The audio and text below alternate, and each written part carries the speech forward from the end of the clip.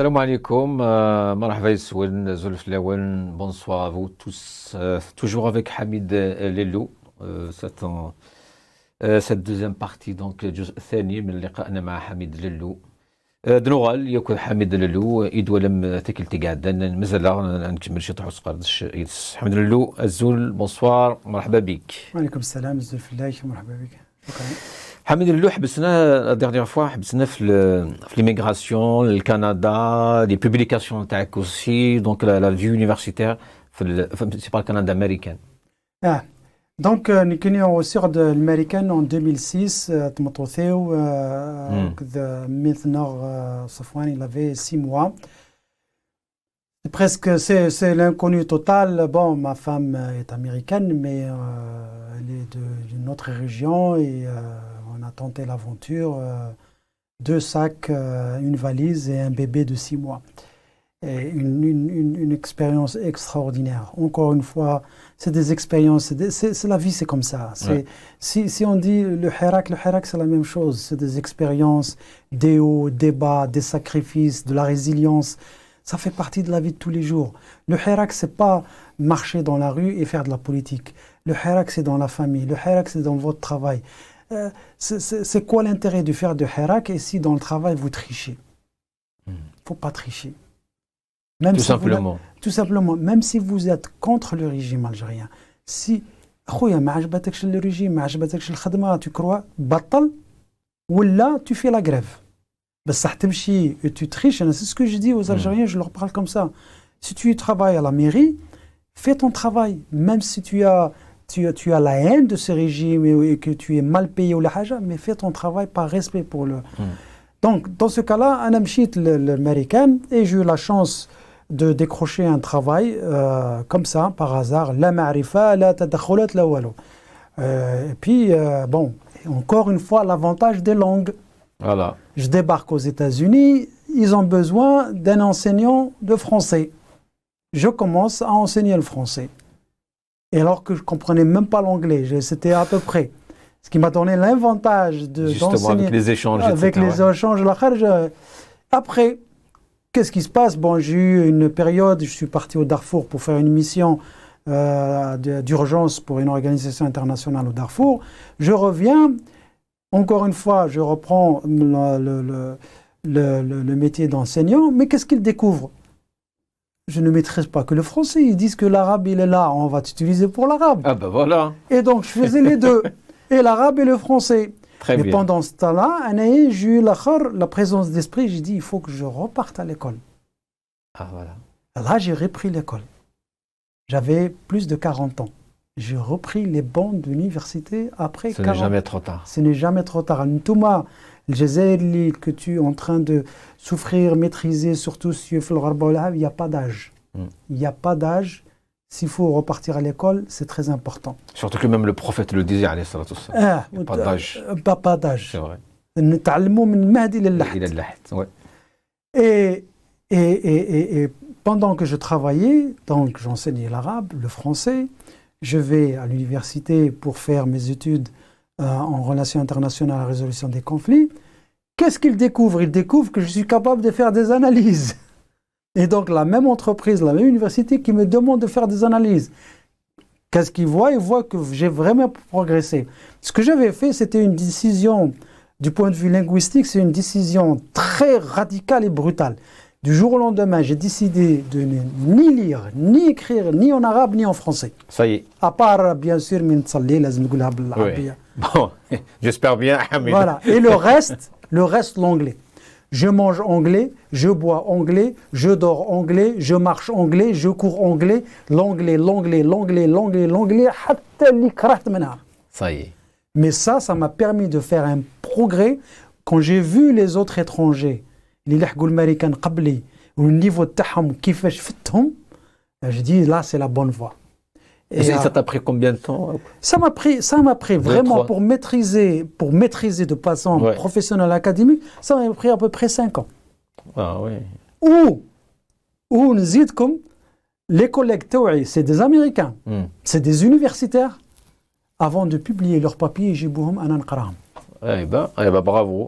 Pas pour l'anglais, mais Ouais. pour le contenu. Oui, bien sûr. Pour l'analyse, quand ils font une analyse contenu, sur oui. l'Afrique, sur le Moyen-Orient, la Haja, ils jouent وندير لهم الآخر ونعطيهم Hamid le consultant. le consultant. Je consulte mes collègues. Ouais, c'est très bien. Et sinon, Smith américaine. Est-ce que tu as une idée à faire Non, non. Pas du tout. Non, pas du tout, pas du tout, pas du tout. Moi, je me voyais enseignant universitaire, donner Dans des la conférences, recherche, ouais. dans la recherche. Je me voyais redonner à mon pays à travers des formations, à travers des conférences.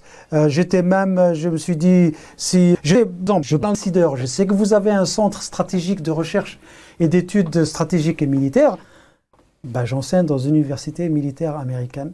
Voilà. Il y a des officiers Algériens. 2, 3 étoiles américains qui m'écoutent. Si les officiers américains m'écoutent, alors pourquoi pas les officiers algériens? Est-ce que tu as des officiers algériens qui viennent? D'accord. Personnellement, ils partent beaucoup plus en Russie, je pense. Oui, les Algériens de l'université de Sélir, d'un capitaine de l'armée de terre, un commandant de la marine nationale. Il était même un de mes élèves dans une conférence que j'avais faite sur les relations entre le civil et le militaire dans l'armée algérienne. Bon, à l'époque, il n'y avait pas le Hirak, c'est ça? Non, il n'y avait pas le Hirak, c'était en 2016. C'était en 2016, j'ai fait la conférence, il était là, il était respecté, respectable. Bien sûr. J'ai eu un chat, comme on dit, j'ai discuté avec lui après la conférence. Et même après ça, j'étais rentré en Algérie en 2018 et j'ai jamais été inquiété parce qu'il a vu que je faisais un travail académique. Je n'étais pas là pour la... J'ai expliqué quelle était la relation entre le militaire algérien et le civil algérien, quel est le pouvoir décisionnel d'un président, comment marchait le système constitutionnel algérien, quelle est la relation entre ce qui intéressait l'audience américaine. Ils disent ça, on connaît, on veut l'informel. Quelle est la politique informelle, le commerce informel, etc. C'est très intéressant ce que vous dites, Hamid, parce qu'il y a ce débat en ce moment. Il y a des militants, des politiques en Algérie qui disent que pourquoi ne pas s'adresser justement aux gens qui sont un peu sensés dans l'institution militaire. Est-ce que يعني كاينين صح بالك اللي ماشي tu vois في طاقران بالك ils sont un peu partout. Mais vous savez, moi j'ai fait appel à ce genre de dialogue et discussion plusieurs fois. Si vous, alhamdoulilah, maintenant on a l'internet, c'est archivé. Si vous regardez certaines des vidéos, des émissions où je disais non, il faut parler à l'institution militaire, il faut le parler. Et puis il faut Anna, j'aimerais bien transmettre, ça c'est une bonne occasion au peuple algérien. Quand on dit Medaniya Machi Askariya, ça ne veut pas dire que les militaires n'ont rien à faire dans la politique. Ça c'est faux, c'est une idée fausse. Les militaires participent dans la politique d'un pays. Sauf qu'un militaire, c'est un fonctionnaire de l'État. Un militaire, c'est un fonctionnaire de l'État qui est au service du peuple et du public. Mais il est professionnel, il a une mission, il faut qu'on lui donne les moyens de faire sa mission. Dans le respect absolu. Un militaire, il a besoin du civil et le civil, il a besoin du militaire. Je parlais avec des collègues, je disais justement, ils me disaient oui, mais l'armée américaine, elle ne s'est jamais excusée du fait qu'elle a fait des campagnes, en Irak, en Afghanistan. Oui, absolument. Elle a fait des conneries. Mais ce n'est pas à cette institution militaire de s'excuser, justement. La Constitution américaine protège son armée. S'il y a quelqu'un qui doit s'excuser, c'est le président qui avait donné l'ordre. Vous voyez, en tant que militaire, vous êtes protégé. Le fait que le militaire sorte du cadre politique, ça lui permet de faire son travail dans une sérénité absolue. Parce que s'il y a quelque chose qui tourne mal, la responsabilité n'incombe pas aux militaires, c'est le civil qui a pris cette décision. Tu es en train d'accabler Tebboune, c'est lui, il est président et ministre de la Défense. Théoriquement, normalement c'est à lui de prendre... Hamid, on se tutoie. Tu es en train de dire que donc l'institution militaire ou l'armée en Algérie, ils ont le droit de faire de la politique ou de faire partie de la politique de l'État, mais de ne pas faire la politique de l'État. Exactement. Ce n'est pas à eux de la faire. Non, c'est des partenaires. Je vais être terre à terre pour expliquer au public algérien comment ça se passe. Un militaire professionnel, il est professionnel, c'est son travail de militaire. Il y a un problème. Oui. Il y a un conflit, il y a une menace ou quelque chose comme ça. Le civil, il va parler au militaire. Il va dire, nous avons un problème en ce moment, nous avons un problème, on va être réel. Nous avons un problème au Mali. Notre problème, c'est le Mali. Le militaire, il va demander au civil, Monsieur le Président, Monsieur le Ministre, quels sont vos objectifs? Le civil, le gouvernement civil, il va dire, nous, on veut sécuriser la frontière, on veut ouvrir 1 ou 2 passages de manière à ce que la marchandise et les personnes, voilà. On veut avoir un moyen de poursuivre les bandits qui traversent. Ils vont faire ces objectifs. Oui, un schéma, oui. Voilà. Nous, on a besoin de 3 objectifs. 1, 2, 3. Le militaire, il va prendre ça la doléance ou la demande, ce qu'on appelle nous requirement. Yeah. Il va dire, Monsieur le Président, on peut faire ça. Nous avons besoin de 2 ans plus 100 millions de dollars, par exemple. Ouais. Le président et son gouvernement disent bzaf alina, hna ma عندناش assordi machin ولا chatas, et ça se négocie. Oui. Et c'est là le travail entre le militaire et le civil. Ce sont les négociations. C'est un partnership. Pour l'intérêt du pays. Pour l'intérêt. Voilà les objectifs qui ont été tracés. Ouais. Maintenant, je négocie avec toi. On parle argent, on parle opération, etc. Une fois que la décision est prise, هنا ما فيه لا président ولا هم يحزنون. C'est le militaire stratégique qui va donner les ordres aux militaires opérationnels, qui lui va donner des ordres aux militaires tactiques.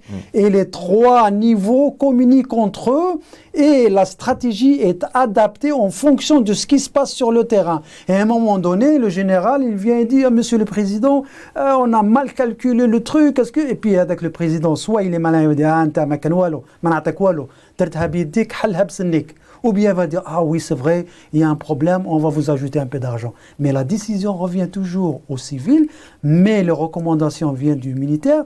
Et quand tu fais une demande, comme on dit, un request is un request. Ça ne veut pas dire que je vais accepter ta demande. Tu me demandes 100 millions, je te donne 90 millions, et c'est ça la relation professionnelle qui devrait exister entre le militaire et le politique. Et par conséquent, le militaire, qu'est-ce qu'il fait?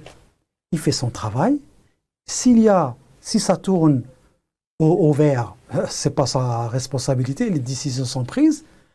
Le civil, avec l'engagement financier, il va s'occuper de sa famille. Moi, je vais faire mes opérations. J'ai ma maison, j'ai mes enfants qui vont à l'école, il y a la sécurité sociale, il y a la sécurité médicale, il y a la retraite, il y a tout ça. Je ne vais pas m'occuper de ça.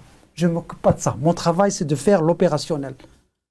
Et du coup, je gagne bien ma vie, je fais mon travail, et quand ça tourne mal, je n'ai aucune responsabilité et il n'y aura aucune poursuite, ni à l'intérieur du pays, ni à l'extérieur du pays, parce que dans les relations internationales, le militaire qui fait quelque chose et c'est pas prouvé qu'il y a des exactions humanitaires dans les droits humains, la responsabilité ne revient pas sur le militaire. Avec le militaire leader une opération pour protéger le pays au niveau du Mali ou là au niveau d'autres frontières. Et donc, si le militaire algérien accepte ça, ils le comprennent, ils devraient l'accepter s'ils l'acceptent comme ça, c'est du gagnant-gagnant. Tout le monde est gagnant. Est-ce que الشق يعني دي ثمورث الجزائر سنين وستين المدى ساقية يعني إلى خدمي يكتب خدمنا ذوان شتاقية est-ce qu'il y a un travail qui a été fait là je vais te surprendre Khoya Hussein. Peut-être que tu as entendu certaines de mes sorties. Moi je ne pense pas, vu les données qui nous viennent ici, moi j'ai pas accès au secret. J'ai pas besoin d'informations secrètes pour faire mes analyses. Vu la situation dans le passé, comment ça se passe maintenant, et tout ce qu'on voit, et après le travail d'un analyste, c'est de, comme on dit en anglais, we need to connect dots. Il y a des points, tu as qu'à les relier. Et l'avantage que j'ai, comme je disais, je lis l'arabe, le français ou l'anglais, et je lis... Rassembler toutes les je rassemble toutes les informations. Et je suis arrivé à une conclusion, nous n'avons pas de régime militaire en Algérie. Nous avons un régime de police politique qui, elle, cette police politique, c'est même pas, je parle même pas des services secrets, parce que les services secrets, encore, il faut qu'ils soient professionnels. Ces services politiques, ils surveillent autant le peuple, les politiques, les hiérarchistes, que les officiers militaires. Les officiers militaires ont peur de leur propre ombre. Mais qu'en est-il justement de fait de se surveiller entre eux? Parce que j'ai l'impression qu'on assiste à ça en ce moment. Absolument, mais ça a toujours existé. Ça a toujours existé, sauf que j'ai l'impression, je vais te faire une analogie schématisée. Donc, l'iceberg, le glaçon, باين واللي تحت ما يبانش لما الماء يذوب هذاك العيوب يبانوا لتحت. C'est ce qui se passe en train de se passer ici maintenant. Donc ils se surveillent. Ils se surveillent, il y a une compétition, il y a tout ce que vous voulez, mais ils se mettent d'accord sur une chose. L'ennemi commun, c'est le peuple. Et cette compétition, elle est au sein de ce service police politique.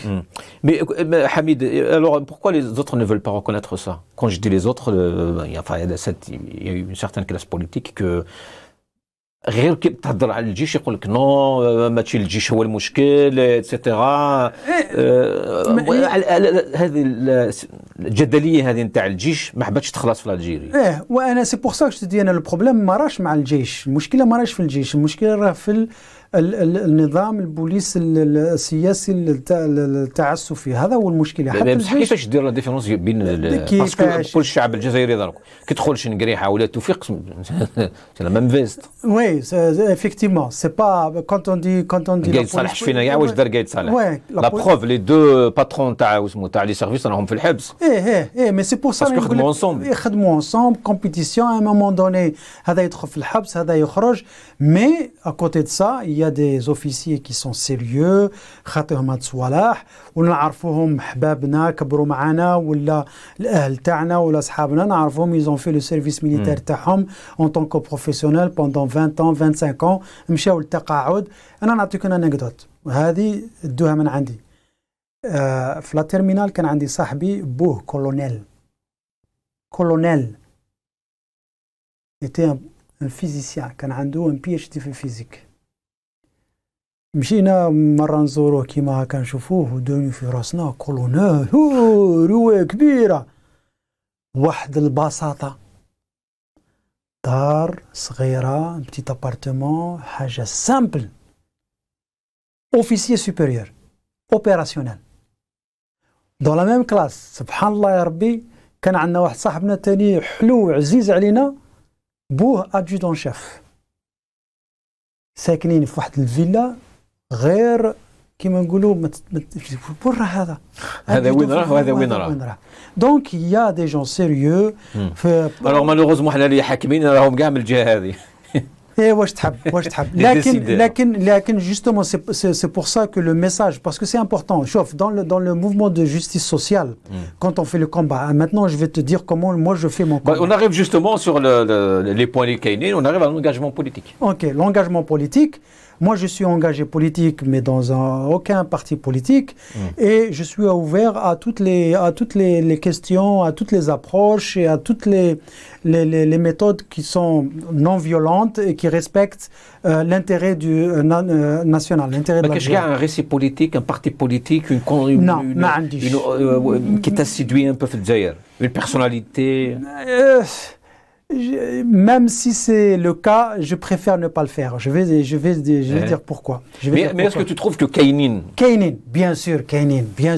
Parce que اليوم رانا في العدمية هذا النيهيليزم هذا سي. أنا نقول كاينين ماشي كاينين. Moi, je mets mes connaissances ou mes compétences, autant soit-il كبير ولا صغيرة, au service de l'Algérie. نهار اللي نشوف أنا كاين الناس يقدروا يكونوا دي ليدر ولازم نساندهم نخرج ونساندهم نعرف باللي سي دي ليدر راجل ولا امرأة. لو بروبليم كيفاش تدخل نهار تعرف بلي كاينين؟ مي كاينين راك تدخل كاينين, mais il faut qu'ils se mettent de l'avant. Il faut qu'ils se manifestent. Il faut qu'ils se manifestent de manière ouverte. Quand je dis كاينين, il faut qu'ils se manifestent. Moi, je pense... واحد يسمعك ذاك يقول لك tu es en train de demander à ces gens de se suicider. Avec la violence des Kaina, avec la répression qui Kaina, etc. Quand je dis ça, moi je n'appelle pas forcément au retour de Hirak comme l'a vécu en 2019. C'est pas à moi de le faire. Justement, je parlais de ça. Je parlais pas de ça. C'est aux leaders de le faire. Si les leaders sur le terrain, moi dans ma pensée, je pense à un groupe de leaders qui vont réfléchir comme des coordinateurs d'un mouvement ou d'un sursaut, je vais l'appeler sursaut populaire, non violent. Nahda. Et connaissons les leaders qui vont être les coordinateurs.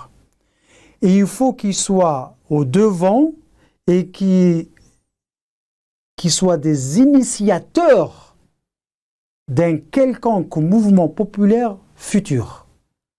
باش الدعوة ما تبداش ومن بعد هما يجوا يبانوا, après on va les accuser ركب الموجة. Donc, oui. Donc ça se fait. Il faut se préparer. Il faut se préparer. Et bien, mais يكونش كاع un soulèvement populaire. Est-ce que يقدر يكون un changement justement بلا ما ندوزوا على لاكاز حراك؟ C'est possible. حراك يكون شحال جدي حراك manifestation, etc. Ça c'est une question très technique. C'est une question راهي دقيقة بزاف. علاش؟ Parce qu'on est en train de parler de deux choses. La crédibilité تاعنا en tant qu'opposant ou là militant, et aussi le fait de se présenter comme l'alternative réelle. Oui. Au sein du pouvoir algérien, comme, et ça, mais je ne suis pas au sein du régime algérien, comme au sein des pays intéressés par l'Algérie, c'est-à-dire les puissances étrangères et les pays limitrophes, ils doivent savoir, ils doivent être convaincus que nous avons une alternative et que nous représentons cette alternative.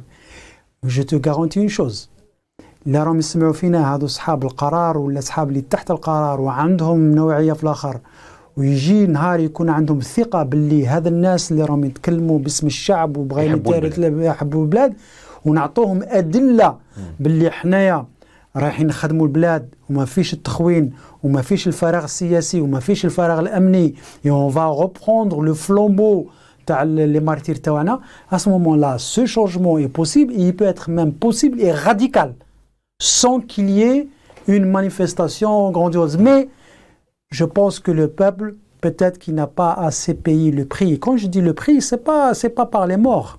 Il y a des leaders partout dans le monde qui sont morts de manière naturelle ou la violente sans que leur projet ne se réalise. Il y a d'autres qui ont réussi, comme Mandela, à faire le changement. Est-ce que, Hamid, il y a de l'espoir? Il y a toujours de l'espoir. Ah, mais s'il n'y avait pas d'espoir, je ne serais pas là. S'il n'y avait pas d'espoir, je ne vais pas continuer à militer. Moi, et en plus de ça, non seulement je milite pour la cause algérienne, mais aussi je participe à d'autres causes et j'apprends. Et j'apprends en me frottant à d'autres militants de tous bords. C'est ça l'avantage des États-Unis.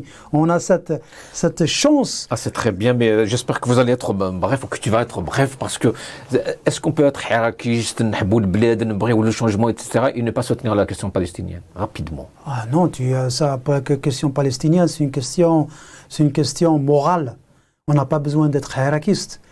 Les plus grands supporters de la cause palestinienne, وانا نتكلم من القلب, هم اليهود الغير صهيونيين. Ils sont prêts ils font des sacrifices. انا شفتهم بعينيا يباتوا برا دار تاع بلينكن H24. Je dis ça parce que شفت بعض خوتنا يتسمى يقول لك اودي خلينا نضرب, عندنا مشاكل حنايا من بعد فلسطين كاينين اللي لا, هذا سؤال اخر. وي انا قلبيا ومعنويا رانا مع الفلسطين. Là où je suis d'accord avec des gens qui parlent comme ça, c'est pas parce que je n'aime pas la Palestine ou la Palestine est au second rang. Je dis la Palestine ne se libérera jamais avant la libération des peuples arabes. Très bien. تجم من يقارني مغارن وكذا والس مع الناس ولا نقارو الكاميرا كي تسمو قول وكذا كيحملن وقاد تحملض بارك الله شي فيك. هو استعرف استقبالي استرمي هوني بارك الله فيكم لكن حملة غاد أدسر غرخا من نون لكن ما أدسر دي تلفزيون كي نكشم دخا من نون. Et on vous remercie pour cette hospitalité. Moi, c'est toujours un plaisir de retrouver mes compatriotes. C'est toujours un plaisir ça donne un sens à la vie parce que un jour ou un autre, on est parti. On va voyager dans l'au-delà. Et qu'est-ce qu'on aura laissé? Qu'est-ce qu'on va laisser? On va laisser nos enfants, peut-être on va laisser quelques biens, mais surtout, on va laisser une empreinte. Et cette empreinte, c'est notre contribution au changement positif dans le pays. Le changement viendra fatalement, un jour ou l'autre. Inch'Allah, on va le vivre. Si on ne le vit pas, au moins on va le laisser pour les générations futures. Tanmirth et merci beaucoup. يعطيك الصحة حميد تنمير مد ضيضنا الله يسلمك. يعطيك الصحة كل مثل كل وقت خميد النهار ميتر مدينة يعطيكم الصحة شكرا لكم يعطيكم الصحة نتلاقوا في حصة أخرى إن شاء الله السلام عليكم